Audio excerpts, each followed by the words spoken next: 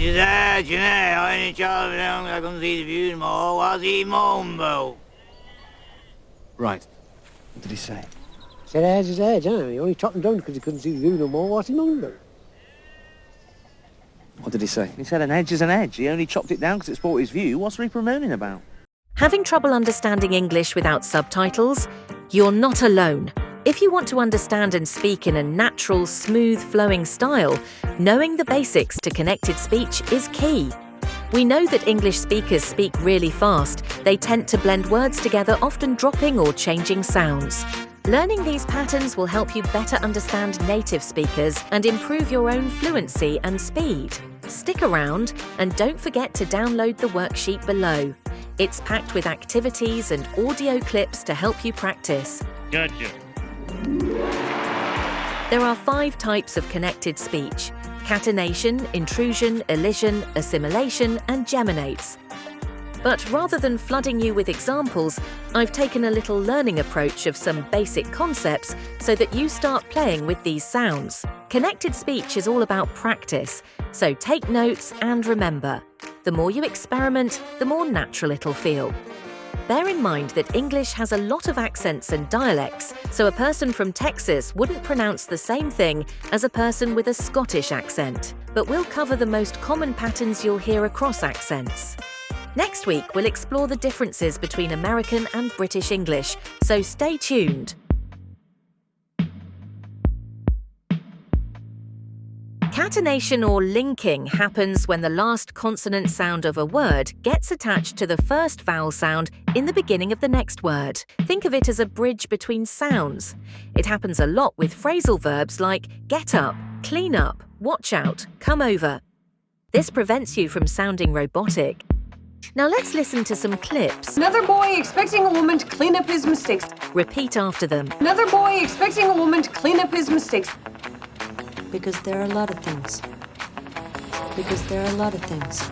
Intrusion is when we add an extra sound in between 2 words to make it easier to say.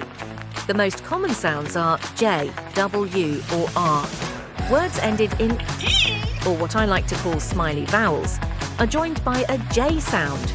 Be able is pronounced be able. But what scared me most was that I might not be able to surf again. One more time, repeat. But what scared me most was that I might not be able to surf again. Words ended in rounded vowels are linked with a W sound. For example, go out. Now you have to go out there. Balls out! Repeat. Now you have to go out there. Balls out! Who is it? Who is it? And the in-between or relaxed vowels like the schwa are sometimes linked with an R, law and order, law and order. Law and order are being re-established in Chile. Elision basically happens when we drop letters in words. The H in pronouns like he, his or her. For example, in what did he do becomes what did he do? Or he doesn't know her. I can't believe she doesn't know her own husband. Repeat. I can't believe she doesn't know her own husband. Also, we'll drop the T sound in words like them, don't, can't. For instance, in the sentence, I will call them, we would say, I'll call them. I'll call him back later. Repeat. I'll call him back later. Closely related to elisions, we have reductions. This is when sounds, syllables, or entire words are completely dropped or omitted. For instance, the reduction of in a cup of tea. Hey, come on, go make me a cup of tea. I gotta hit the road. Or in a lot of. I think a lot of people tolerated her because she was Frankie's wife. Also the wanna constructions, which are super common in American English. This are a couple of examples.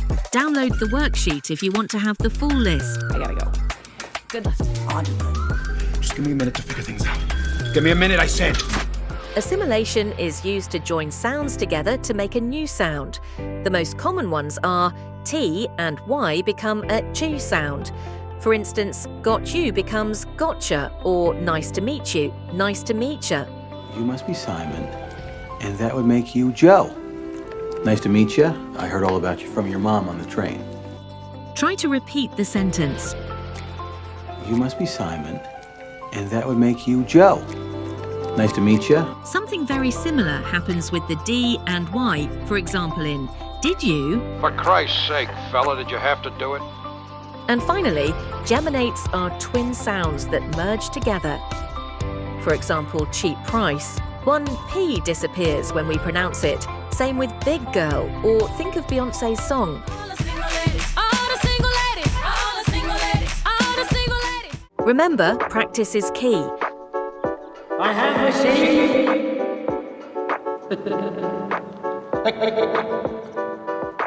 Follow us on PopCornTURE if you want to sound fluent and speak like a native.